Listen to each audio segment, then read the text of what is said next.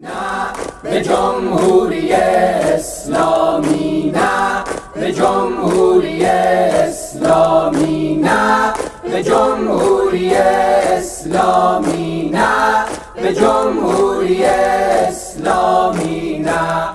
ما صدای آزادی با هم برای آبادی ایران می جنگیم، کنار هم می خوانیم. نابود باد استبداد، نابود باد استبداد.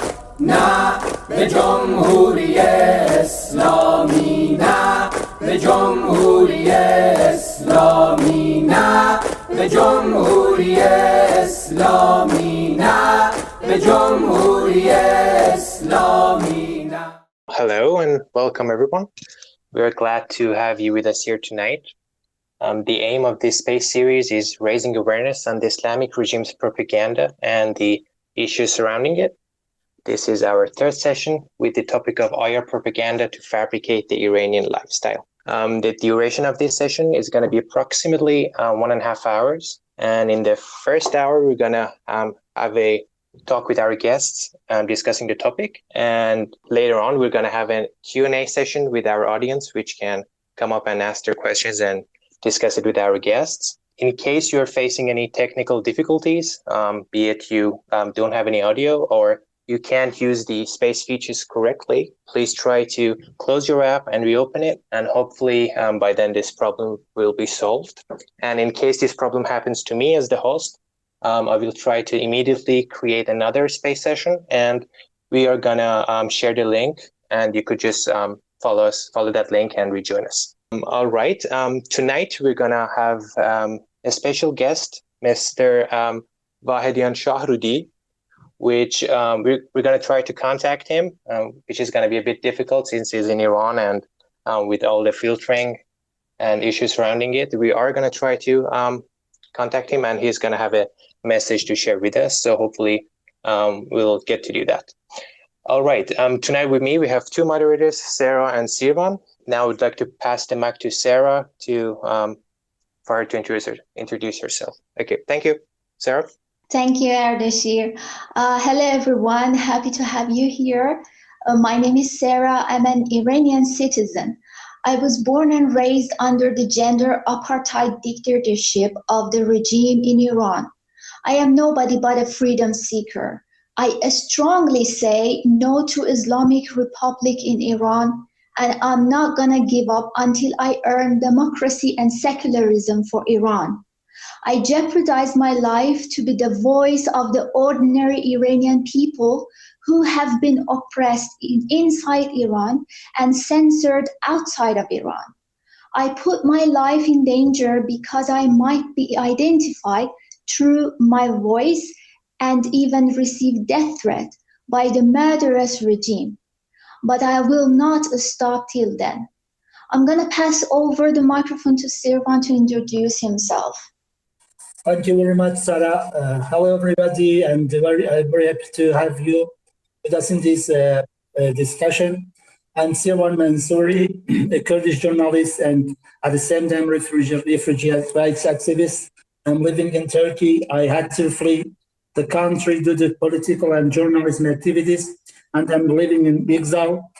I published many articles and talks on the human rights activists, and today we are going to have a discussion on the topic with you. Thank you very much. I will give back the mic to Sarah. Thank you, Sirvan. In this discussion, we are going to talk about how the dictatorship regime in Iran spread propaganda about the Iranians' lifestyle throughout Western media using their lobbies. We would like to emphasize on those aspects that you might have never heard of.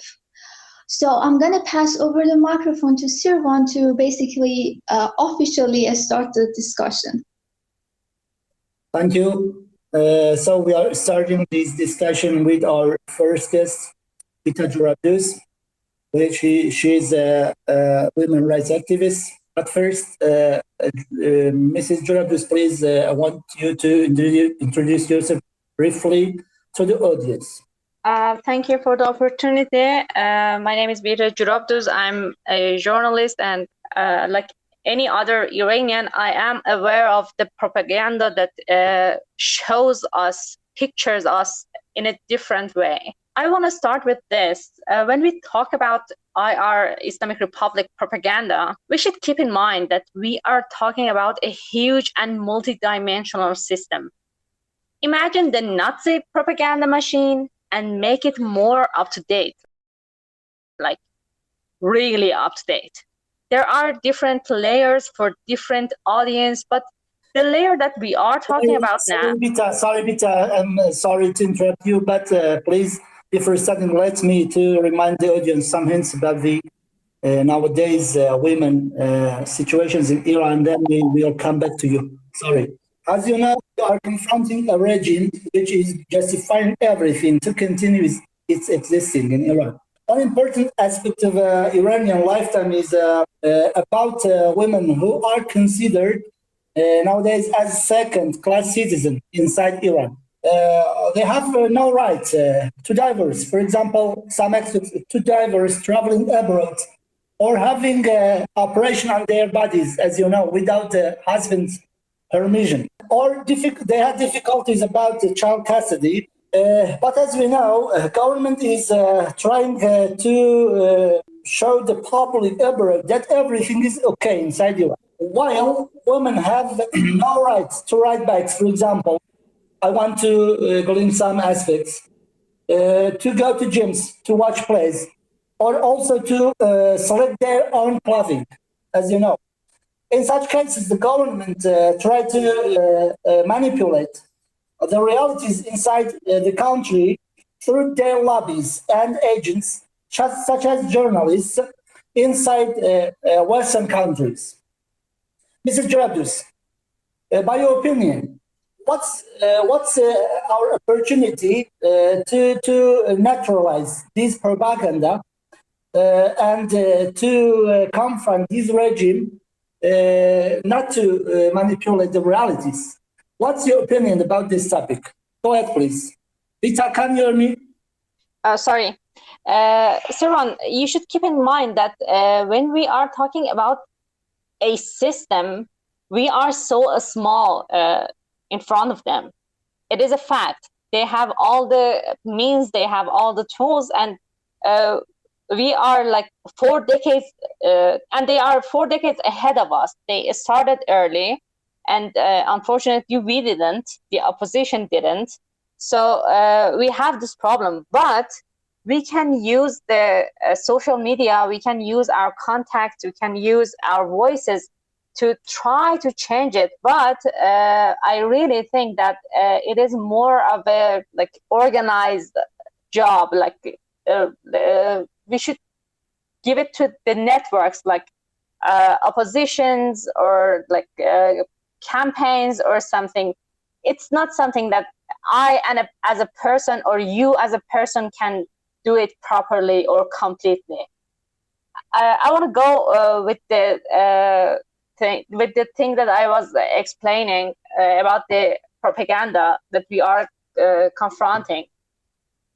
You see, as you mentioned, there are extreme measures of hardness toward women in Iran, and we all aware of that. But no one in the Western society knows it, because they paint it as it is our culture, as Iranian women don't want it, as it is what we are, it is what we want, which is not true, of course.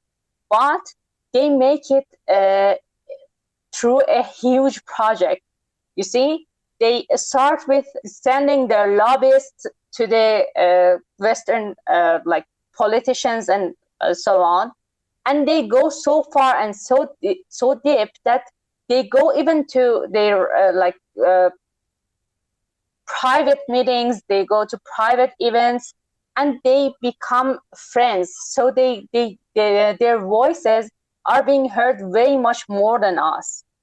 Then they create the material. They create those photos with girls in colored hijab and like in historical places, and painted as if Iranian women chose to wear hijab, which we know it is not, but they do it. And then those says so they can go for the economical profit. But one thing that hurts most is the thing that happened the other day with Sabah Khordafshari. As you might have heard, Masih Alinejad reported on Sabah Khordafshari, which you already know. She's an anti-compulsory hijab activist, which is in prison, whom is in prison right now.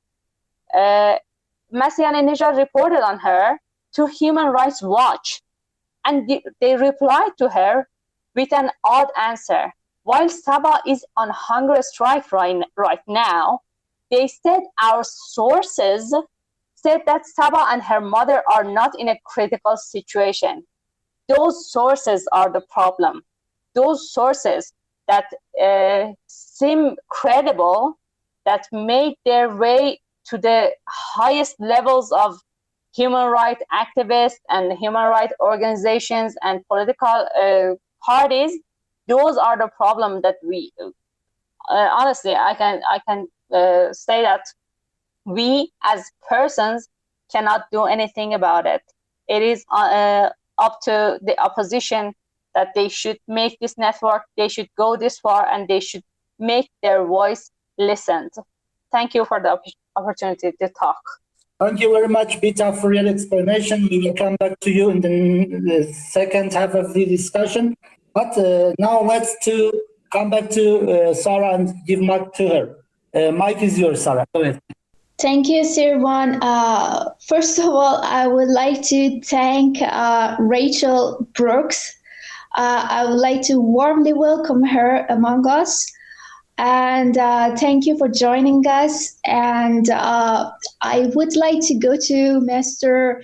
Maysam Nouri, and I'm gonna state a problem related to our subject, and then I'll come with a question to you, Mr. Nouri. Discrimination and self-censorship are embedded in the daily lives of Iranians. The constitution of the regime in Iran does not include basic human rights, and its laws are not based on the Universal Declaration of Human Rights.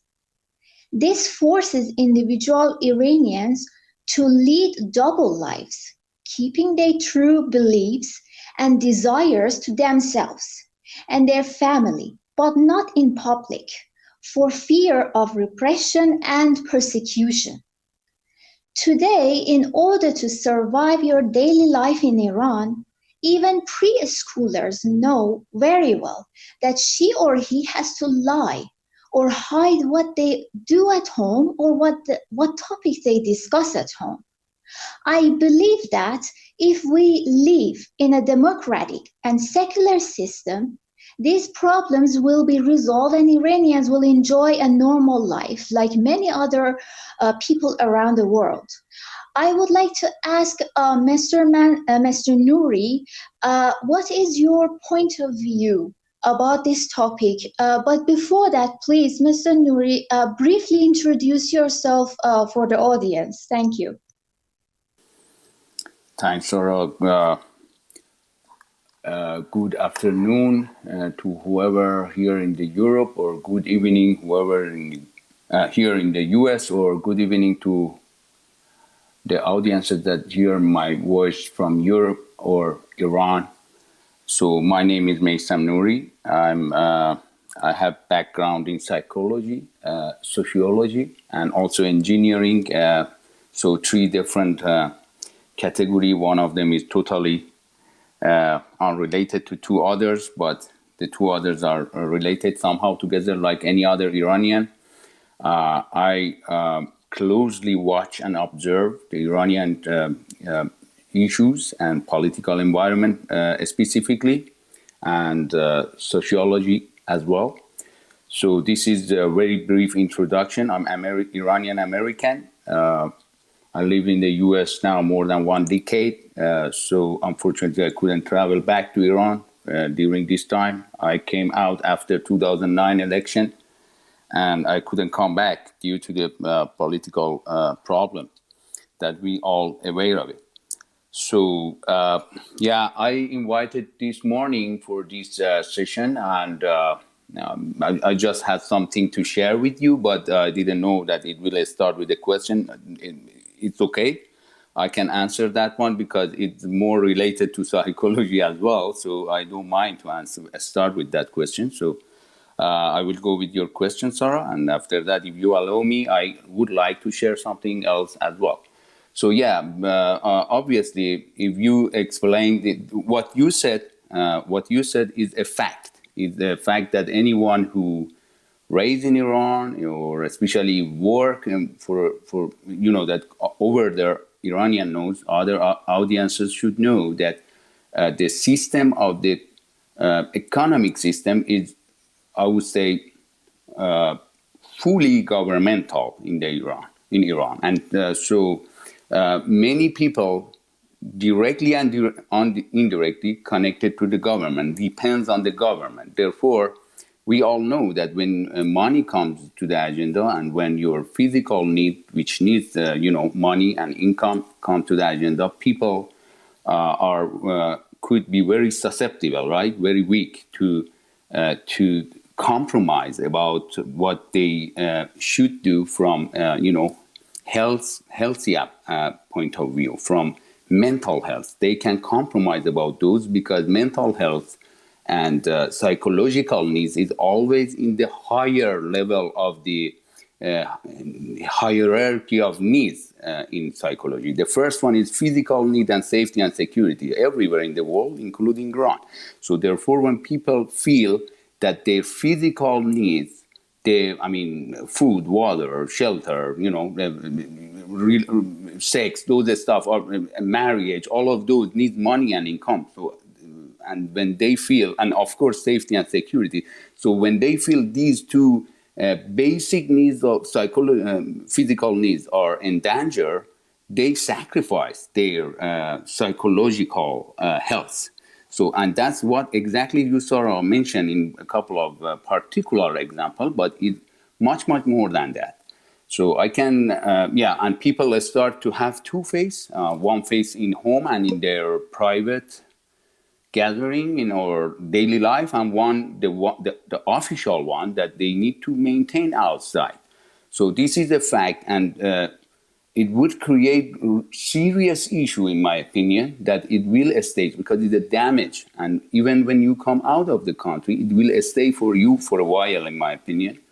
And to me, is a distortion, is a deviation from mental health, and it would not be easy to return to that neutral and healthy situation. This is a fact that I can emphasize, but I don't want to go to more detail of psychological, aspect because it takes time and it would I would lose my time.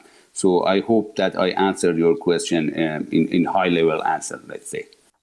Thank you, Mr. Nouri. Speaking of mental health, the regime in Iran tries to show Iranians as happy people in the media.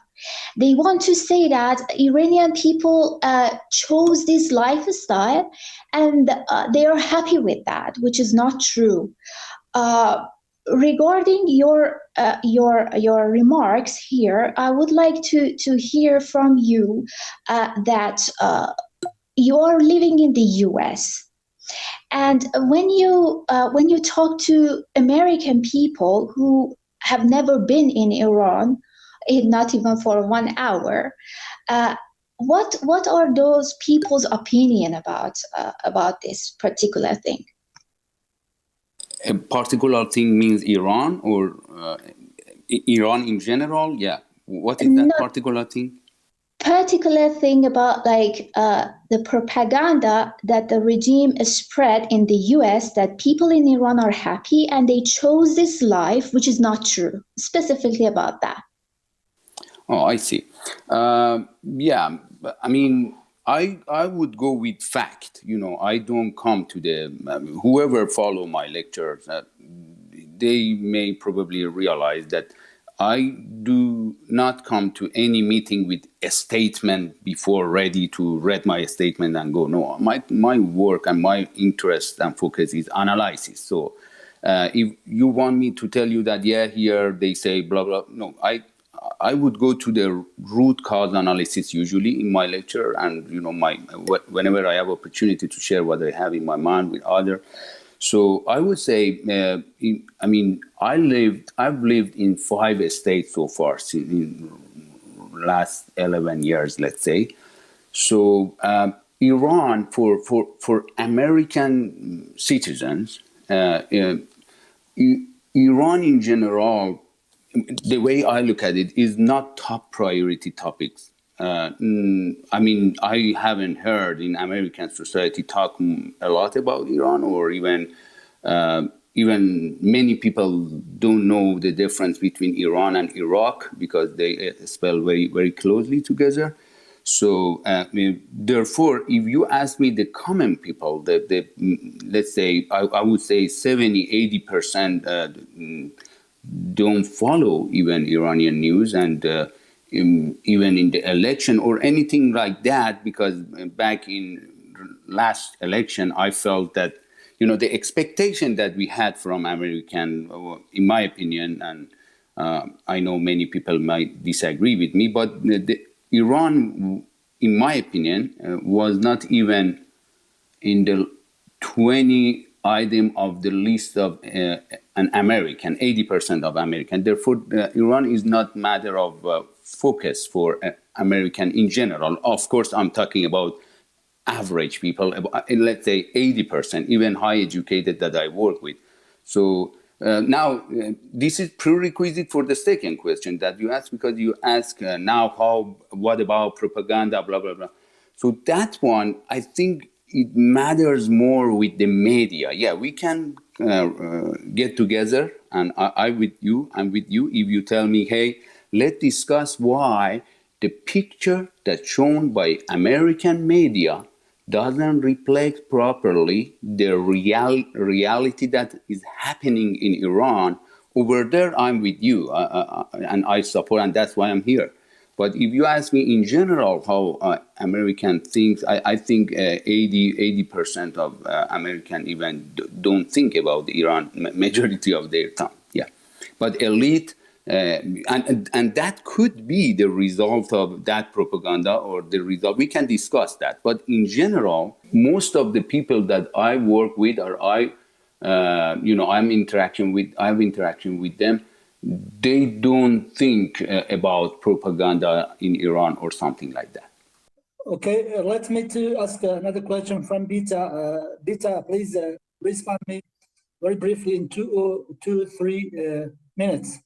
You expressed in your explanation that we can do nothing, anything, we can't do anything regarding the propaganda personally. But you and I, as journalists, what do you think? What's the responsibility and duty of committed journalists regarding these matters? Please, very briefly. Sure. Siron, I want to go to the Maysam Nouri statement. He said that American people don't care, which is right. But I want to go in it and say that what people think is influenced by what media say. Those mainstream medias create the thinking. So if an American listens to right-wing media, they think that Iran is a terrorist state. They think that it is like oppressive and so on. If they think to the Democrats and like leftists, they think that everything is fine and it is our culture and so on. So we should work on going in the mainstream media and make the mainstream media to choose to say what we want them to say. I'm gonna give you an example. Like 4 or 5 years ago, mainstream media, even the Persian one, the Farsi ones, wouldn't cover news about Baloch people. Why? Because they pictured them as like smugglers or like bad people. I don't want to repeat what they say. They made this picture so they couldn't show the poverty there. They couldn't show the crimes that is being done by the IRGC there, because that would change what they were saying before. That would be like exact opposite of it. So in the last years, we saw that Baloch activists made them listen and made them repeat what they want them to say. So this is what we should do. We should try to influence the mainstream media, and I'm gonna be open about it. I'm gonna be honest about it. I'm gonna say it again. It is not something that we as one person can do, but we as a team, yes, we can do it. We as the opposition, yes, we can do it. And this is what we should do. And honestly, I see that there are groups in opposition that are trying to do it, but the problem is we are a bit late, but we are trying to do it. Thank you, Bita. Bita Jan, I would like to raise the attention about the LGBT community in Iran. You know that Iran is one of a few countries that carry out the death penalty for homosexuality. It is estimated that hundreds or thousands of homosexuals have been executed since Khomeini's call for them to be exterminated in 1979. Transgender identity is recognized through a sex reassignment surgery. Sex reassignment surgery are partially financially supported by the state.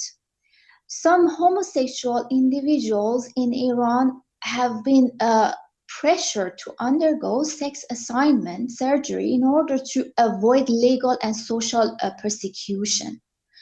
The regime in Iran either completely denies that the LGBT exists in Iran, like Mahmoud Ahmadinejad, or does not let the reports about the crimes against this community comes to public knowledge easily. We appreciate if you, Bita Jan, share your thoughts with us about the LGBT community in Iran and what they are going through. So, Sarjan, you know that it is a sensitive issue, and I, for example, I'm not a specialist on this. But what you said is completely true.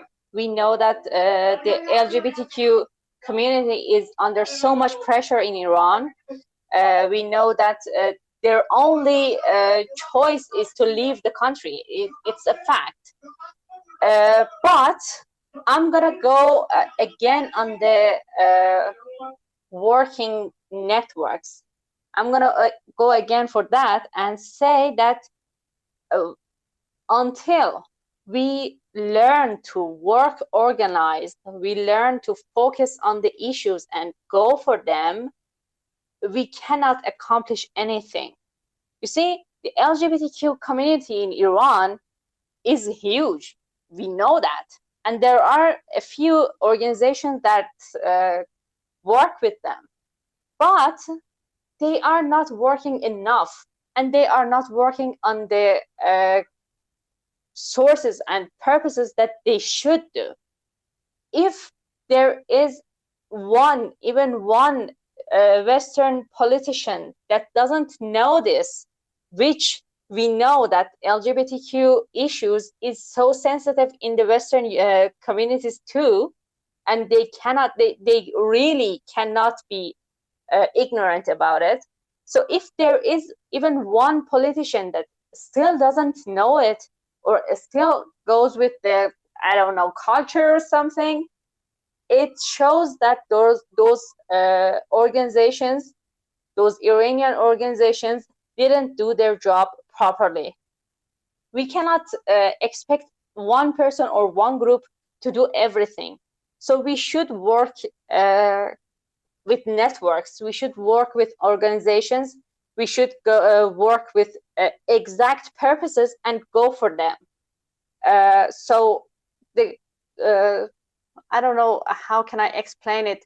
So our society is broken. It is a fact, because we didn't have the education to be a real and healthy society. So we should work on it on our own. We should work on it with small groups, trying to do small things and grow from it. So I think we did waste enough time, and we should start asking our organizations, our teams, our networks to do the right thing and do it now. Thank you, Bita, for sharing your opinion about it. Yeah, it's true. There are so much work to do with these issues. We have a lot of issues, unfortunately, and due to the oppression and the censorship, there are no ways to bring up these matters. We need a lot more people to join us and help us with this. Bitajan, I would like to speak about freedom of religion. If you would like to share your opinion with us, but before that, I would like to refer on a survey. The regime in Iran introduced us as a Muslim nation to the world. I would like to bring to your attention a survey from Gaman, the non-profit research foundation, titled Iranians' Attitudes Toward Religion, that cannot be discussed in Iran due to the current restriction and oppression, as you know. The survey was conducted in June 2020. Over 50,000 respondents were surveyed, and around 90% of whom lived in Iran. This study's findings reflect the view of literate Iranian residents aged above 19, who comprised 85% of Iran's adult population. While 32% of the population identifies as Shia Muslim, 5% are Sunni Muslim. Around 9% identified as atheist, 8% as Zoroastrian, 7% as spiritual, 6% as agnostic. Others stated that they identify with or follow Sufi mysticism, humanism, Christianity, the Baha'i faith, or Judaism, among other worldviews. Around 22% identified with none of the above. I highly encourage everyone here to check gammon.com website. I'm going to spell it for you. GAMAAN.org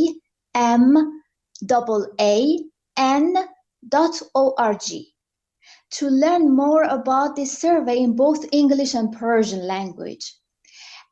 As you just heard the results, the population of Muslim in Iran is less than half, which shows the big propaganda of the regime and huge oppression of religion and beliefs. I would like to ask Mrs. Jurabduz or even Mr. Nouri to share their opinions regarding this issue. Dear Sarah, if I may, I want to go first because I have to leave, unfortunately. I cannot stay any longer. As you may not have like religions that state doesn't recognize them, you cannot change your religion. And of course, I want to emphasize this, that in the law there is nothing that says that you cannot change your religion, but they paint it as an like crime, which is not and should not be, but they paint it as a crime and they go with that. But as you said, there are like a lot of people that there are atheists, they are agnostics, they have all other thinking دارم تماس ways, میگیرم. which may even not be a religion. And even though the oppression was so hard, they couldn't stop people from thinking. And of course, we should show this to the world. There are multiple organizations that shows it. There is like Iranian atheists and agnostics organization. There is the atheist Republicans that they show to the world that there are like Iranians that are atheists. There are Christians that they changed, they converted from Islam to Christianism, and they show, they talk, they speak, they have the voice, but they cannot be heard because the mainstream media doesn't want them to. So unfortunately, even on this issue, I have to go back and say we should go for the mainstream media. We should force them to cover these issues. There is no other way for this. Thank you, Bita, for the remarks. Yeah, that's true. Basically, the aim of these English spaces on Twitter is this: we want to break this censorship that we are trapped by this Western media and create our own platform to discuss. And then we're gonna put the record of this session on YouTube, and you can have access and share with your friends, with non-Iranian friends, to hear our true voices. Okay, I'm gonna ask Mr. Nouri if he has some comments about these topics, the religion and the LGBTQ communities, if he would like to share with us. Sure, Sarah. But before that, I don't know if it's okay, because in the previous section, I mean, the topic was media, but you asked me about people. So that's fine. I have no problem with that. But the reason I'm saying that I couldn't cover what I had in my mind to share with you regarding what's going on media and the different scenario that I have in my mind. Is it okay we get back to that discussion for a while, or no? Yes, sure. Sure. Okay. So I want to be I'm asking. So I think I can say that's why I got invited to speak about how views related to Iranian had been reflected in the mainstream media, especially in the Western and democratic country. And in my opinion, the reason we focus on Western countries, especially, is because at least middle class in Iran have traditionally had this assumption that democratic parties, government, and media consider human rights, and I would say, as one measure and factor, of course, in the middle of other measure and factors, in their vision and in their strategy. So by saying that, I mean we are mature enough. We have had enough experience not to be idealistic.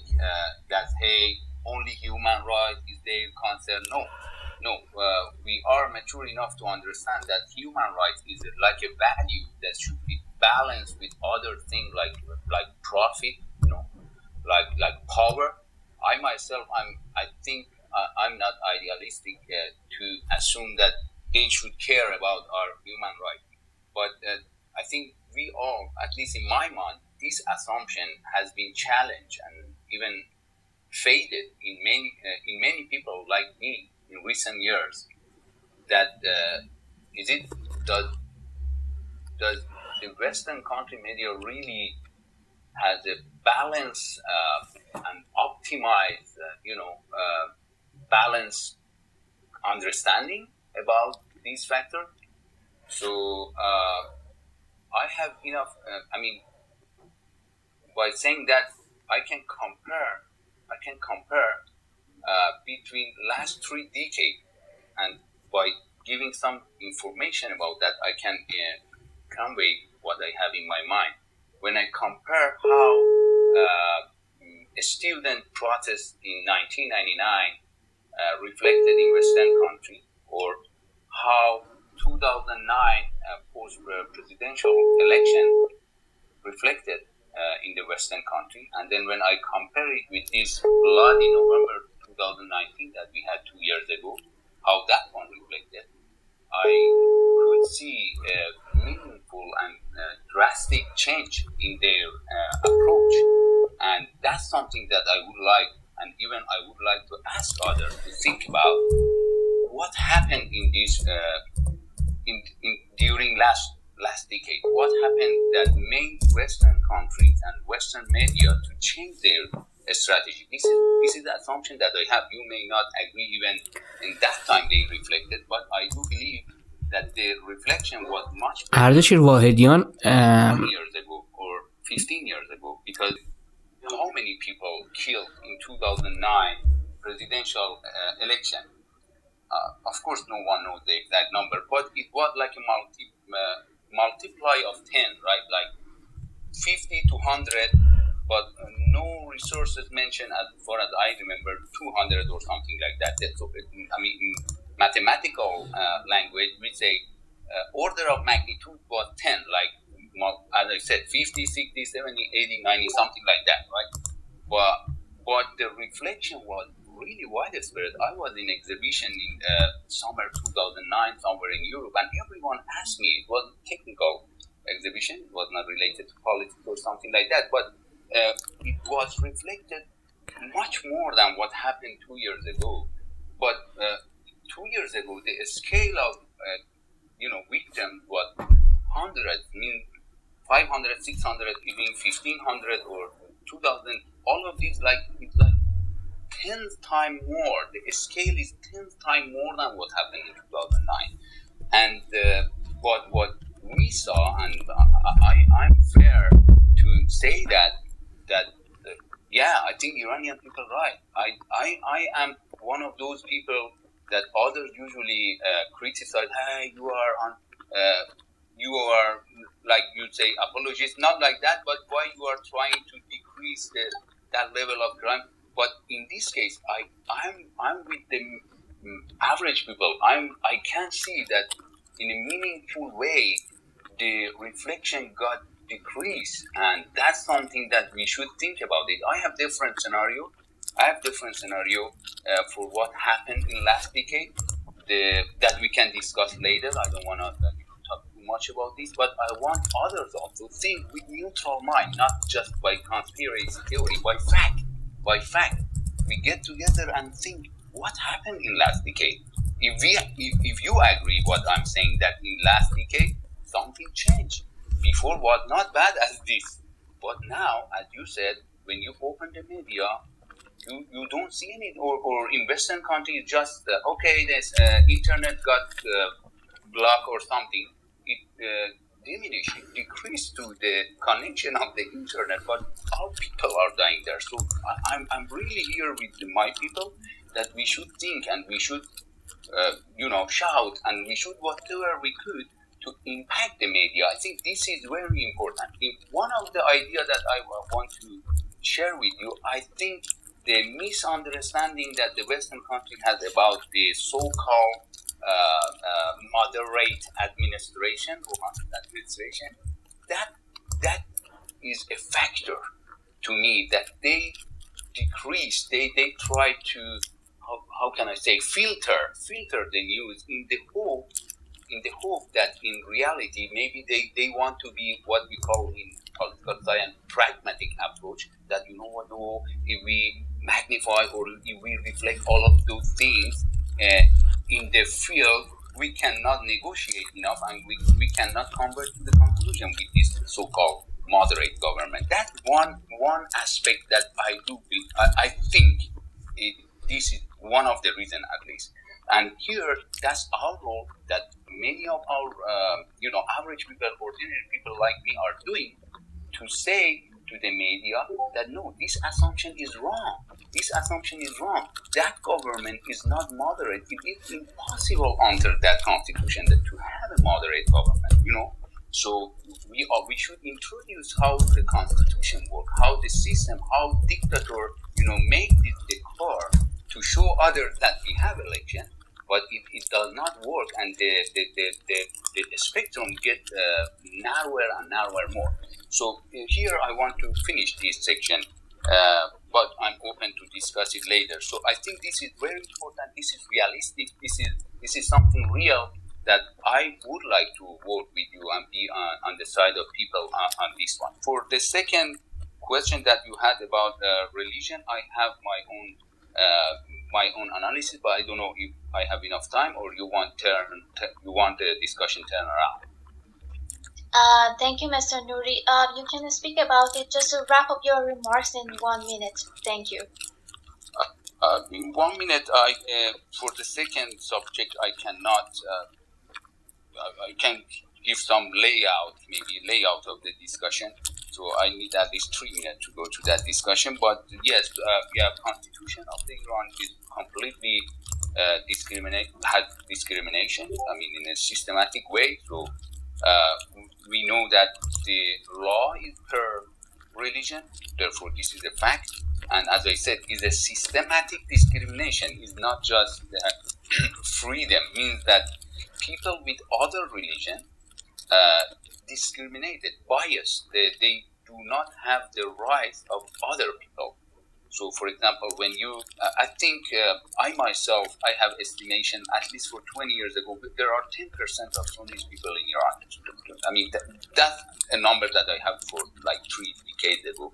So, but when you look at the officials, I mean, it should be like 10% of Sunnis in the government, right? But we don't see that. That tells you. And then my investigation showed, in addition to what you can see on the rule on the constitution, there are some non-written rules that, for example, in governmental companies, which widespread, which means everything to me, they don't allow Sunni people come promote, and I have document for that. They don't allow other religion even promote to a higher position.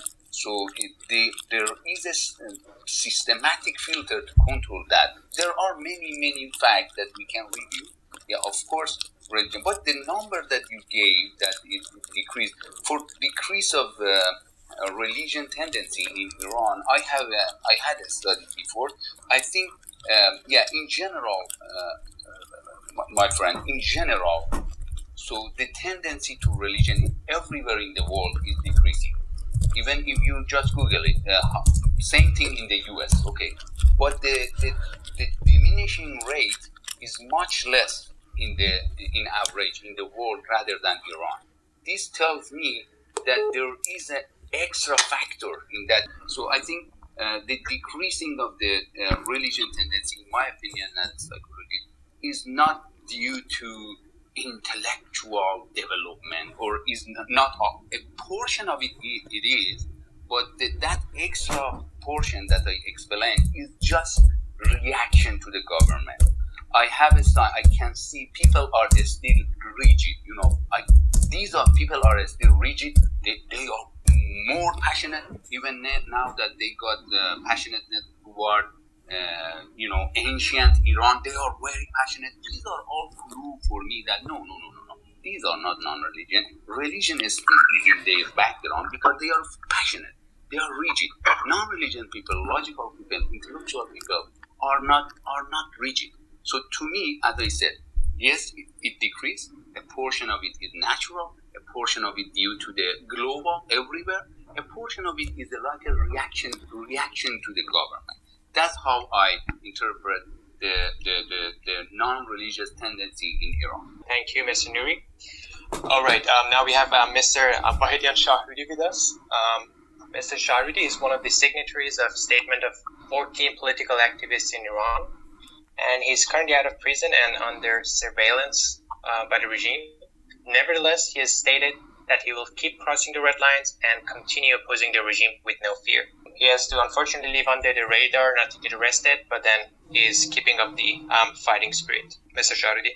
بله، درود بر شما عادل عزیز و دوستان حاضر در این اتاق. ببینید امشب من میخوام چیزهایی رو بگم. I'm trying to. I will try to translate what he's saying. He says hi to everyone and the audience. من نمیخوام امروز از این صحبت بکنم که چرا ملت ایران از اون استانداردهای زندگی که در غرب وجود داره برخوردار نیستن. بلکه میخوام امروز اون تصویر واقعی که مردم Tonight I don't want to talk why the Iranian people are enjoying the standards that the Western world and their societies are enjoying. میخوام اون تصویر واقعی که مردم ایران در داخل ایران باش مواجه هستن اون رو به دوستان خودمون نشون بدیم که این تصویر چه تصویری است. I want to show the picture, the real picture of what the Iranian society has to face in Iran. جمهوری اسلامی در طول سالهای گذشته تونسته به کمک یک دستگاه عظیم پروپاگاندای خودش به خصوص مهره‌های صادراتیش در خارج از کشور تصویری از مردم ایران ارائه بده که این تصویر واقعا ساختگی است. The Islamic Republic has tried for 42 years with its lobbyists around the world to paint a picture about the Iranian society that is not at all true. تصویری که مردم رو در خیابان‌های شمال شهر تهران یا شهرهای دیگه نشون میده که آزادانه در حال رفت و آمدن. برخی از خانم‌ها حجابی هم بر سر ندارن. ماشین‌های لوکسی در خیابان‌ها دیده میشه و از یک رفاه نسبی داره با تصویر صحبت میشه. A picture that shows people are having a they're well off, they're living in very good neighborhoods, driving luxurious cars and having a very high quality of life. اما تصویر واقعی اون مردمی هستند 60 میلیون نفری هستند که در بین این جمعیت 85 میلیونی دیگه نه تنها قدرت خرید گوشت و مرغ رو ندارن بلکه برنج هم دیگه نمیتونن بخرن به عنوان یک رزق بسیار ساده. But the actual truth is that 60 million of the 85 million population of Iran don't even have the possibility and they cannot afford not only chicken or beef, but now they've reached a level that they can't even afford buying rice. امشب میخوام از صدها هزار نفر و شاید میلیون ها نفر انسانی صحبت بکنم که در حاشیه شهرهای بزرگ و در مناطق دور افتاده حتی قدرت اجاره کردن یک منزل کوچک رو ندارن و به گودال خواهی کوچ کردن. گودال های درون زمین میکنن و خانوادگی در درون گودال ها زندگی میکنن. Tonight I want to speak about hundreds of thousands, if not millions of people who are living in outreaches of Iran, faraway places, which they can't even afford to rent a place to live in. And they are actually living in actual pits in the floor that they have it and they live together with their families in it.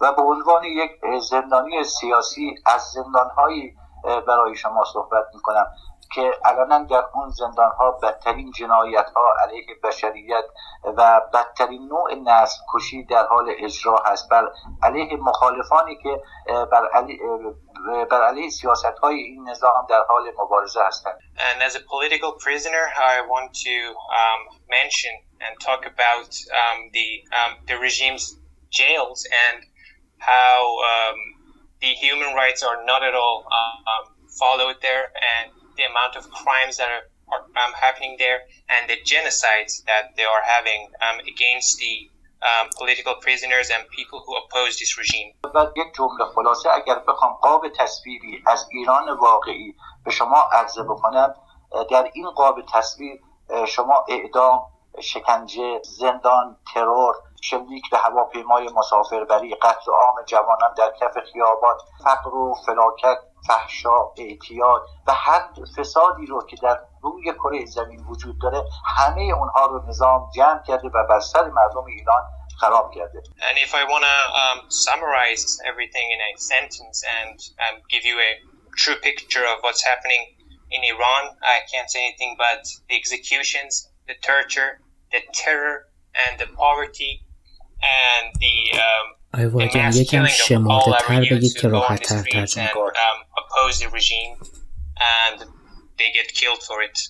اینجا در درون ایران، مردم ایران، اون اکثریتی که بسیار زیاد هستند، این اقلیتی که حاکم بر ما هست، اقلیتی که نهایتا شاید در بهترین حالت 10 میلیون نفر از جمعیت ایران رو نشون میدن و به جز این 10 میلیون نفر اون جمعیت توده‌ای که وجود دارد، هر کدامشان در طرق مختلف تحت این شکنجه ها، تحت این نسل کشی قرار گرفتن. The majority of people in Iran are under constant torture and genocide by the ruling minority, which won't exceed 10 million in Iran.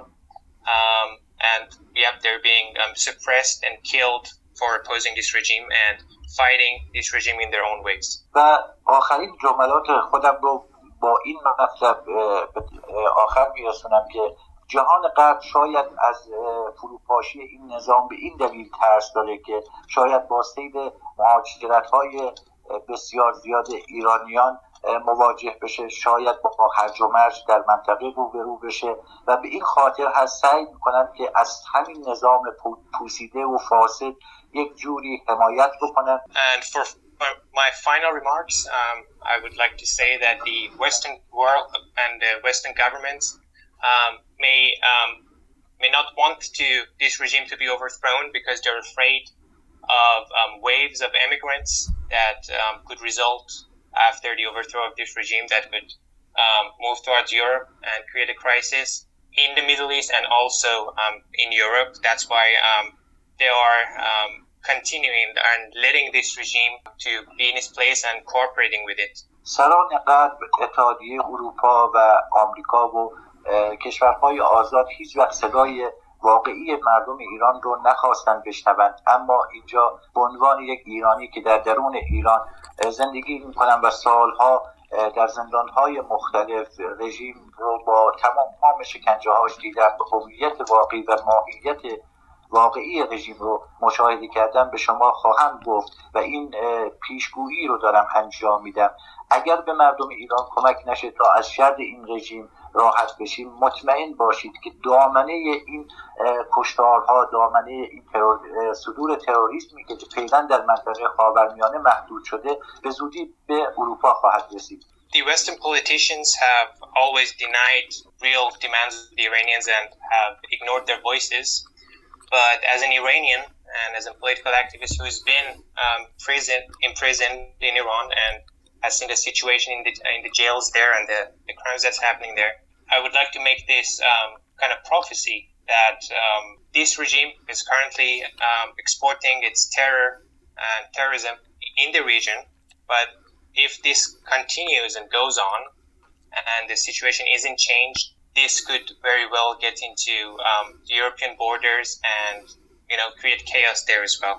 و آخر اینکه اگر به مردم ایران کمک نمی‌کنن، تنها تقاضای ما اینه که حامی این رژیم خشونت پرور، این رژیم تروریست پرور نباشد و اجازه بدن ملت ایران خودشون میتونن و این قدرت رو دارن، اگر رژیم مورد حمایت غرب قرار نگیره، این رژیم رو در سریع‌ترین شکل ممکن ساقطش بکنن و کاری بکنن که نه تنها مردم ایران بلکه ملل خاورمیانه و همه مردم جهان بتونن نفسی به راحتی بکشن و در راه حرکت به سوی صلح پایدار همه ما بتونیم قدم برداریم. سپاس از شما. And if the West isn't actually going to directly help the Iranian people, they could at least not stop cooperating and stop, you know, signing agreements with this regime.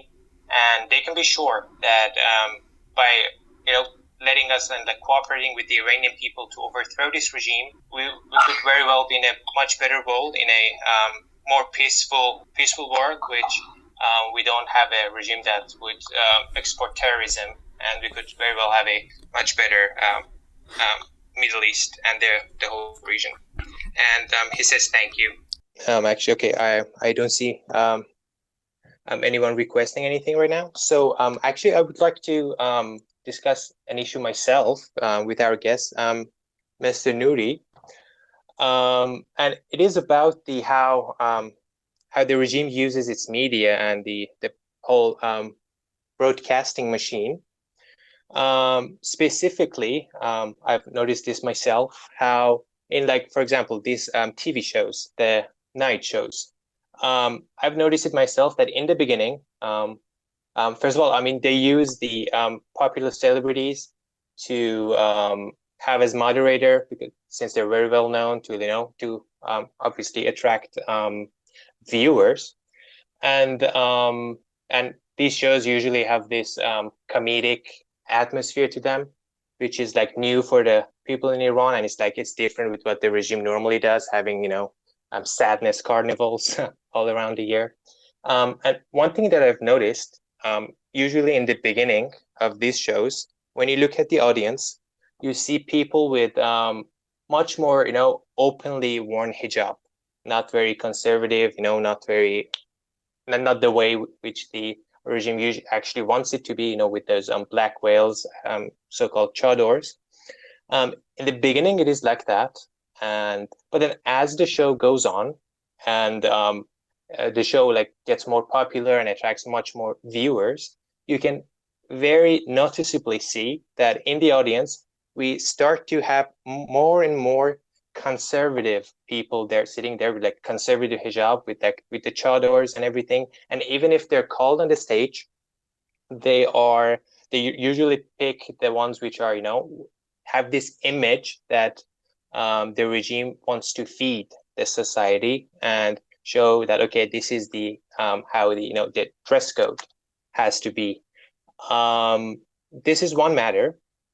And the second matter that is also actually discussed a lot, even in TV shows and in series, you rarely see the villains of the show, or the bad guys, to have religious names, or Arabic names, which is goes back to it being religious.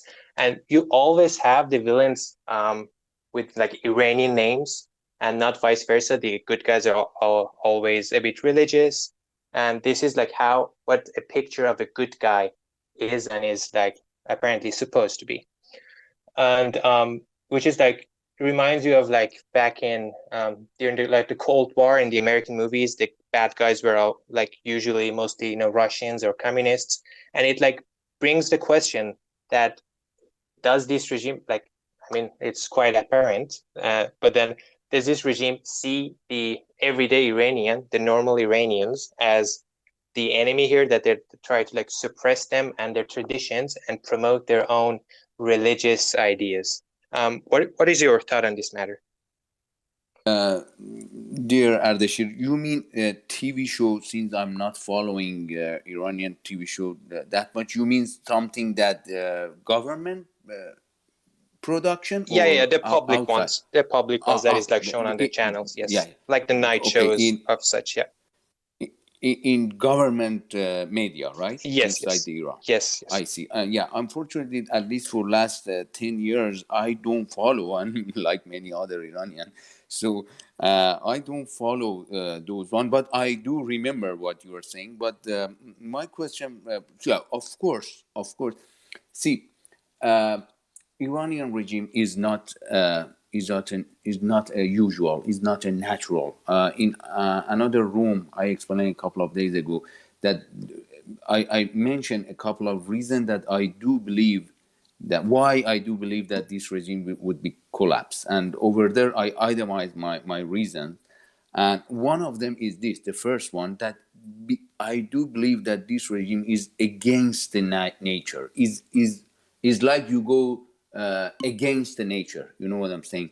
So therefore, when you go against the nature, you should deviate the picture. When you control especially after 2010, when you control a government that 70% or 60% or 80%, I don't have scientific data. But we all feel that it should be around that 80% against you.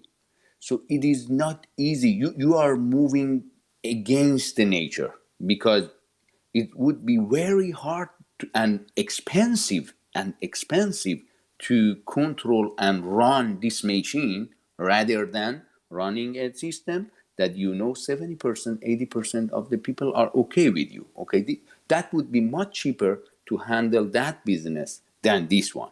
So, and one of them is the picture. Yes, when you have a system that the 80% of the picture is not in the way that you want to, so you should, what is the good word? Distort. You should distort the fact in the way that you want, okay, and make distorted fact. Means distortion means like make something, you know what distortion means, right? So and what you explained to me is part of that distortion. You should show to your internal audiences that religious is good. Always Hassan, Hussein, Muhammad are good guy. As you said, Kurosh, Darius, Hushang are I'm sorry, could be bad guy. So these are I think is very very familiar, and we grew up and we very familiar with this one. But to me, we should not focus on this one. If you ask me, we should focus on the other side of the story that you focus in this meeting, and the agenda carry that meaning, which means we should focus on things that how can we help that the real picture can we reflect better in the world with realistic fact. We should not, I always tell to my audiences when we get to this point, that we should not go to conspiracy theory. We should not focus too much on something, even if it's not conspiracy theory, even if it is realistic. We should not focus on something that is outside of our circle of control. This is the sentence that my audience hear a lot from me. I mean, something like Russia wants this, China wants that. There are some companies in the world that control the world. All of the. I'm a psychologist. If someone comes to me and say, "Hey, what should I do to change my life?" I would say, "Okay, define your circle of control. Know which factors and variables are outside of that circle, and what factors are inside of the circle.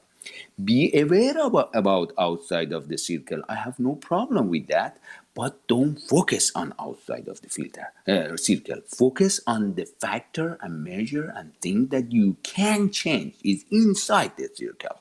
That's a very important psychological principle that I would like to share. Whoever Iranian in a position like me, let's focus on something that we can change. That's the American approach as well. You cannot talk with many of American if you nag and you talk negatively about something, oh, pollution, environment, bad world, company. If you talk with American in general, not for more than 2 3 people, you would lose them as your friend.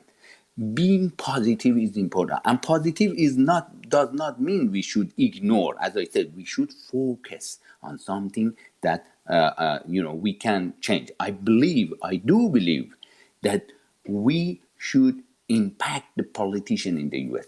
We should work in the same that our enemy Nayak and other stuff are working, with in the other room I also said, with the terminology that audiences like.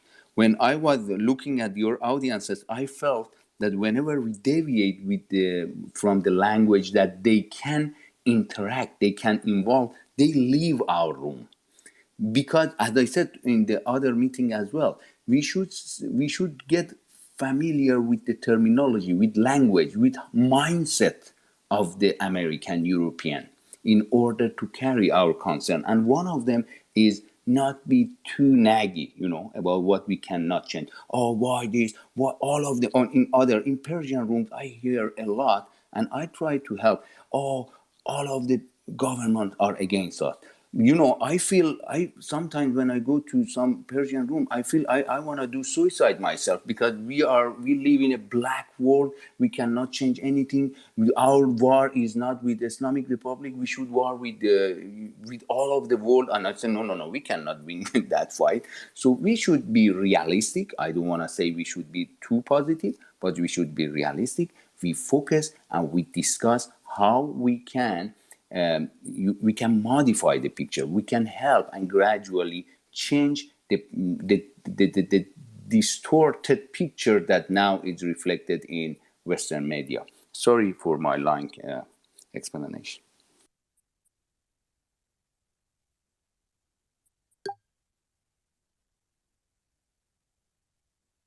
Thank you very much. I think Sirvan opened his mic, but then we can't hear you if you're talking, Sirvan. All right. Okay. Thank you very much. So I would like to ask our moderators if they have any final remarks. Please go ahead, or else we could close this session.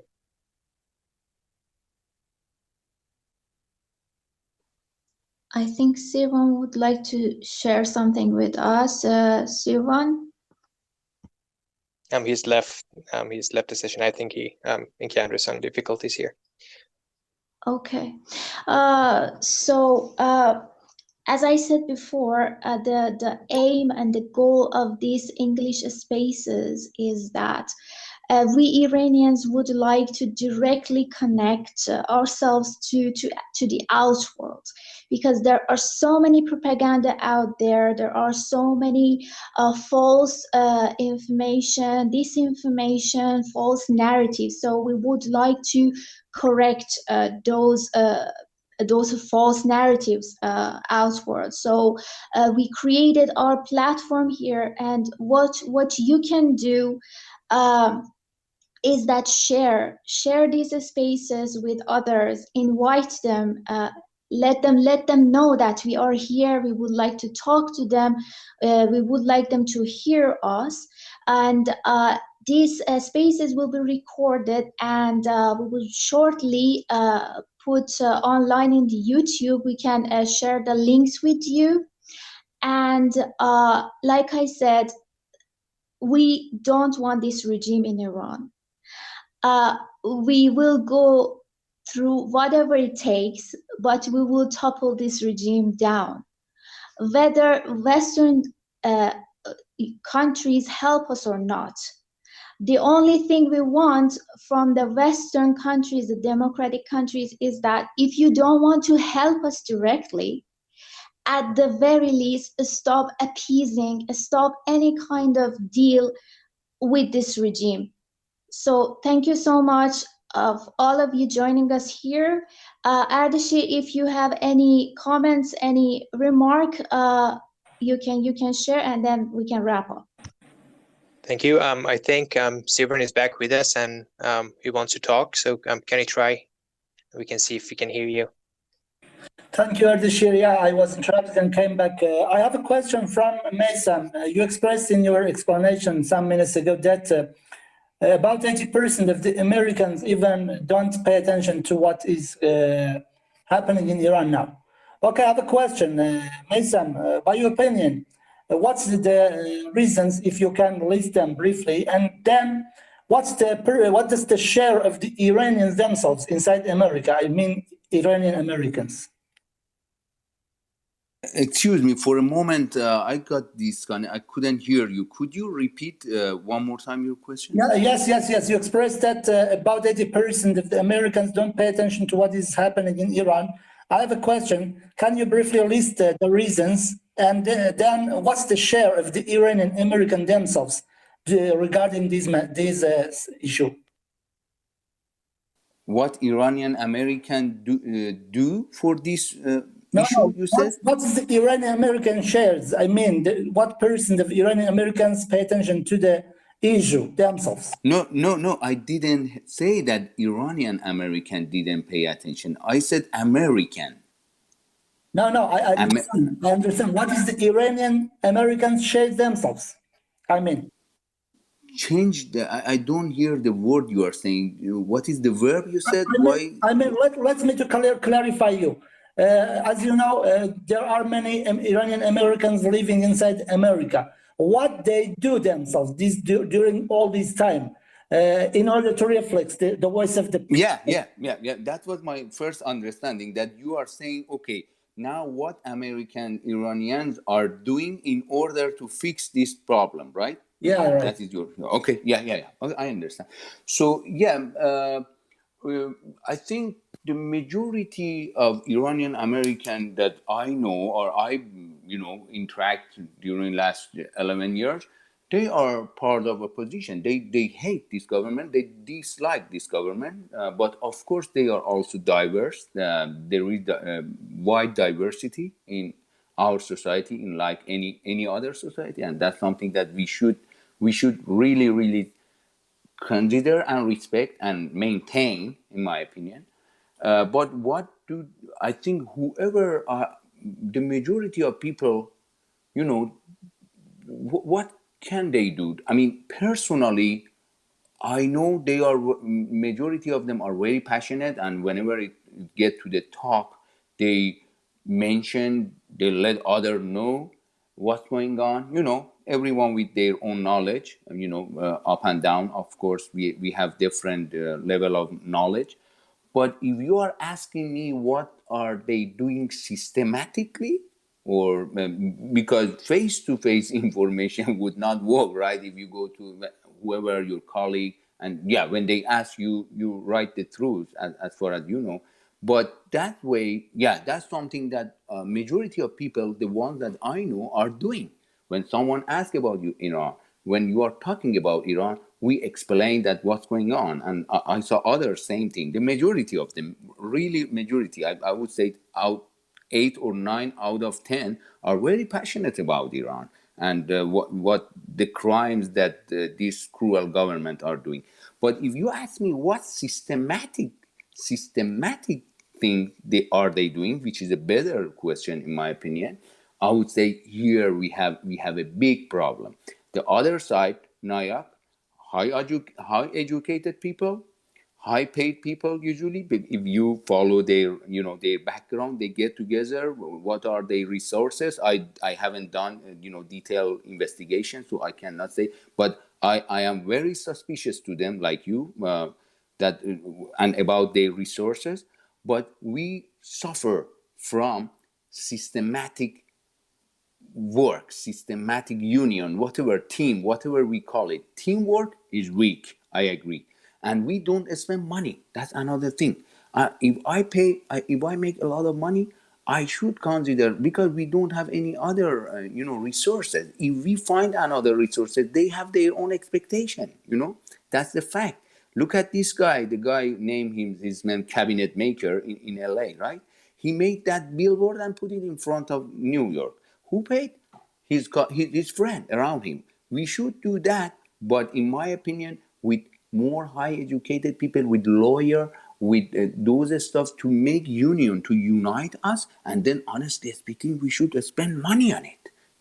We should, and that's the thing that we Iranians sometimes it's hard for us when we get to money, right? So, and we should get resources, money, financial resources to do something professional and find a tribune, find something somewhere to speak out. That's something that, dear C1, I believe we should work, and we haven't worked enough. People have safety and security concern. They want to return to Iran. Maybe some of them. I know I work I have worked in big companies and with even other Iranian. Some of them have concern. You know what, Maysam, we want to come back to Iran. We don't want to go back easily. No problem. My dad is there. Something like that, right? Many people, when it gets to something that needs your name, your identity, to go talk with your state legislative. That's easy. Go in front of legislative room and over there talk with your representative. When it gets to this point, people don't work in a systematic way, and that is very important, and I would like to talk in next meeting about this stuff more. Okay, thank you. Thank you very much, Maysam, for your explanation. We are going to finish the session due to time. I will give back mic to Erdeshir, please. Thank you, Sirwan. I see Mr. Mustafa wants to share his opinion with us, but then please make it as brief as possible because we are short on time. Thank you. Thank you. I would like to welcome the audience first. Then I like to make a remark of the point Mr. Nuri made. Problem, he's right. Basically, no one in the Western world, no ordinary people in Western world, really interested in Iranian news or what's happening in Iran right now. So, but we have to remember the Iranian government is spending loads of money to finance the propaganda team, including like Nayak and the other people in the Western world, so Western media. Unfortunately, Mr. Milton left the space. He made a very interesting point last week, and he was talking about the finance and about the money and about the fund. Unfortunately, we can't sit here. We can plan many things, but when it's coming to finance it, we always weak on that, and our plans collapse usually because of the finance. I think one of the things we have to think about it seriously right now when we're trying to organize ourselves and to make a platform for ourselves as a opposition of the Iranian government. I think we have to think very seriously about how to fund it, because it's become very crucial at this point to finance our ideas, because without financing our ideas are not going to move forward as much as we like to. I would like to, I think we had only one, Mrs. Brooks. I really like to hear from Mrs. Brooks and what she made for herself of this space and what she gets from this space, because our point is to these people from Western world. Otherwise, there is no point we sit here and speak English. Thanks for time and listening to me. Thank you very much, Mr. Musatek. Mr. Martin, do you have anything to share with us? I've sent you the request if you've received it.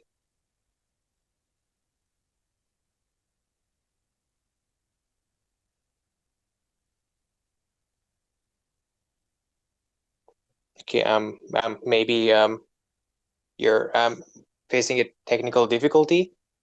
Okay, now it worked now. Please go ahead.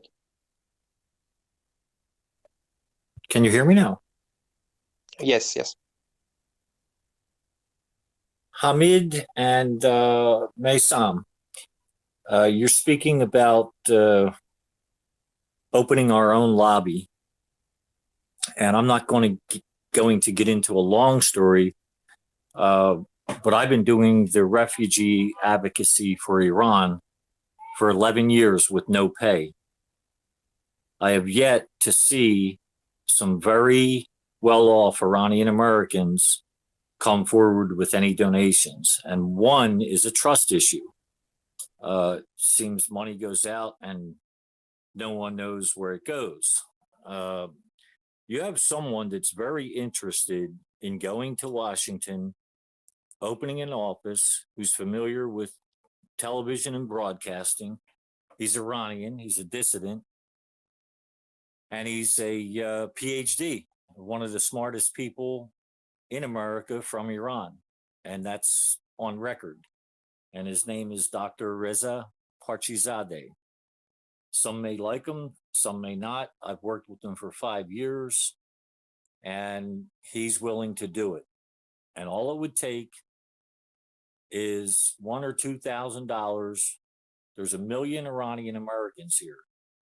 Many of them are millionaires.